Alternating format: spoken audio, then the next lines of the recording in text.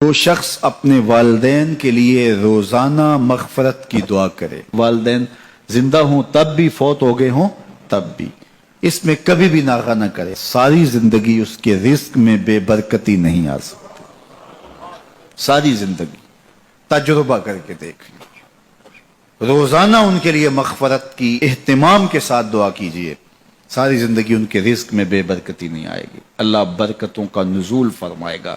تو خوش نصیب وہ ہیں جو اپنے ماں باپ کی عزت کرتے ہیں، ان کے سامنے اپنے بازو سکیڑ کے رکھتے ہیں اور ان کے معاملات میں، ان کے طرز زندگی میں، ان کے انداز معاشرت میں خوش رہتے ہیں اور انہیں راحت، آسانی اور ان کے لیے محبتیں بچھاتے ہیں، تو اللہ تعالیٰ ان کے لیے آسانیاں پیدا کرتا ہے، رحمتیں پیدا کرتا ہے۔ والدین کے حوالے سے ضرور آپ اور میں دیکھیں کہ ہم سے کوئی کوتاہی سرزد تو نہیں ہو رہی، اور اگر والدین فوت ہو گئے ہیں، انتقال کر گئے ہیں، تو آپ کہیں کہ یہ باتیں ہم نے پہلے سنی ہوتی تو بڑا فائدہ ہوتا، اب تو والدین اس دنیا سے جا چکے ہیں، تو اب ہم ان کی خدمت کیسے کر سکتے ہیں؟ ان کے لیے دعا کریں، ان کی روح بھی آپ سے راضی ہو جائے، ان کے لیے جمعۃ المبارک کے دن سورہ یاسین پڑھے جا کے ان کی قبر پہ، تو ان کی بھی مغفرت ہو جائے گی، آپ کی بھی مغفرت ہو جائے گی۔ یہ والدین کے ساتھ اس نے سلوک کا نتیجہ ہے۔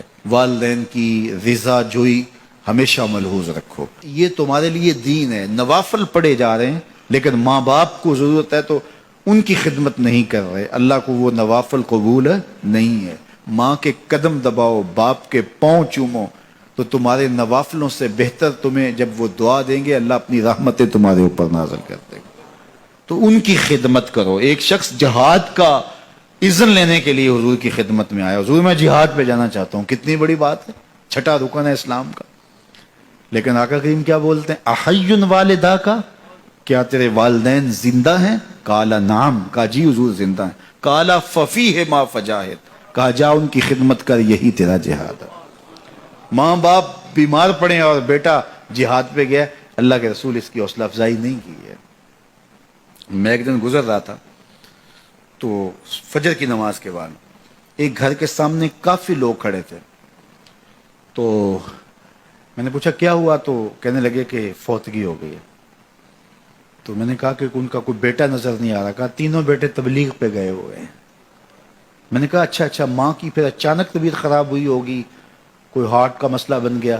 کہا نہیں، ماں فالج میں مبتلا تھی۔ میں نے کہا پھر تو بہت زیادتی ہے کہ ماں فالج میں مبتلا اور تینوں بیٹے تبلیغ پہ گئے ہوئے ہیں۔ ماں کو ضرورت ہے اور بیٹا جا کے پیر کے دربار پہ بیٹھا ہے، غوث اعظم بھی ہیں تو فیض نہیں ملے گا۔ پہلا مرشد ماں ہے۔ میں بارسلونا کے ایئرپورٹ پہ تھا، تو وہاں کوئی اپنا ہم زبان مل جائے بیرونی دنیا میں تو بڑا اچھا لگتا ہے، تو مجھے لگا کہ ساتھ والے بینچ پہ کوئی ماں بولی بول رہا ہے، تو میں لڑک گیا، تو وہ انڈین پنجاب کے لوگ تھے، تو کہا کہ یہ ہمارا دوست ہے، اس کو ہم الوداع کرنے آئے۔ تو میں نے پوچھا کتنے عرصے بعد جا رہے ہو؟ تو وہ کہنے لگا 27 سال 3 ماہ بعد۔ تو مجھے دلچسپی پیدا ہوئی، تو میں نے کہا کہ اتنا عرصہ؟ کہا کہ بس وہ آیا تھا اور ایسا الجھا، کاغذات کا مسئلہ بن گیا، تو اب اللہ نے بہتری کیا تو اب جا رہا ہوں۔